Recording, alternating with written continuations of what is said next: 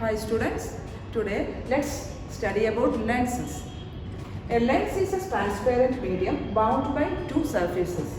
The lens, which has two spherical surfaces which are puffed up outwards, is called a convex lens. So this is a convex lens, and here both the sides are puffed up outwards, so that we can say that this is a convex lens. This lens is thicker near the center as compared to the edges. When we touch this lens, so we feel that the center part is thicker than the edges. Then the lens with both surfaces spherical on the inside is called a concave lens. This lens is thinner at the center as compared to its edges. So this is concave lens, and when we touch here, the center part is thinner than the edges. This is concave lens. Okay. Now let's study about some terms related to lenses. First is center of curvature. The centers of the spherical surfaces forming the lens are known as center of curvature. Here this is convex lens, and these two are the part of this convex lens. So from these two spherical surfaces we get one convex lens. So the center of this circle and center of this circle, these two are center of curvatures of this lens. And next is, it is denoted by the symbol C, C1 and C2. These are the two center of curvatures. A lens has two center of curvatures. So these are the two center of curvatures. Now next is radius of curvature. The distance between the optical center and the center of curvature is known as radius of curvature. We know that the convex lens is taken from two circles. So circles has radius. Therefore, this convex lens also has radius. So this radius of curvature means the distance between the optical center and the center of curvature. Optical center is the center of the convex lens. The distance between this optical center and this center of curvature is known as radius of curvature. There are two radii of curvatures here. And next is principal axis. Principal axis is the line joining the centers of curvature C1 and C2 of two spherical surfaces of the lens is called the principal axis. So here when we join this C1 and C2, we can say that that line is a principal axis. This is an imaginary line, and this line is called a principal axis. Next is principal focus. When light rays parallel to the principal axis are incident on a convex lens, they converge to a point on the principal axis. This point is called the principal focus of the convex lens. So this is convex lens, and this is optical center, and this is our principal axis. So these are parallel lines.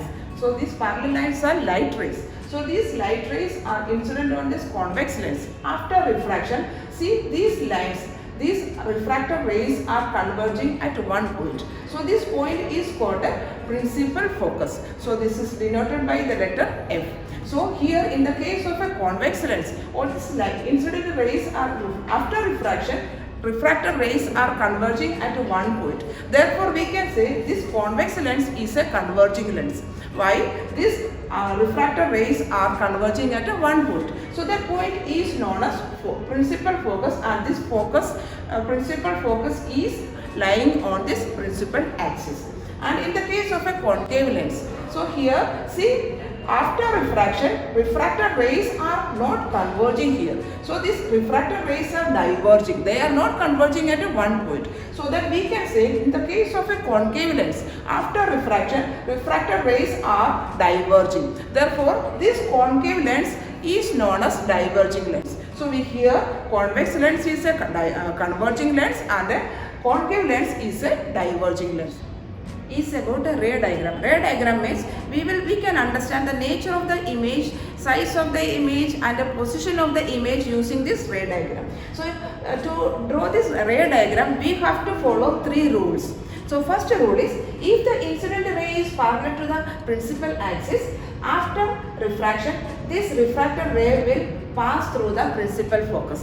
So this F2 is principal focus. So this line, so this is the incident ray. So incident ray is parallel to the principal focus. After refraction, this refracted ray is passing through the principal focus. This is the first rule. And the second rule is, if the incident ray is passing through the principal focus, after refraction, this refracted ray is parallel to, this refracted ray will parallel to the principal axis. So this is the second rule, and the third rule also is there. So you have to follow this third rule also. So if the incident ray is passing through the optical center, after refraction, the refracted ray has no change. It will go straight only. So these are the three rules we have to follow while we draw ray diagram.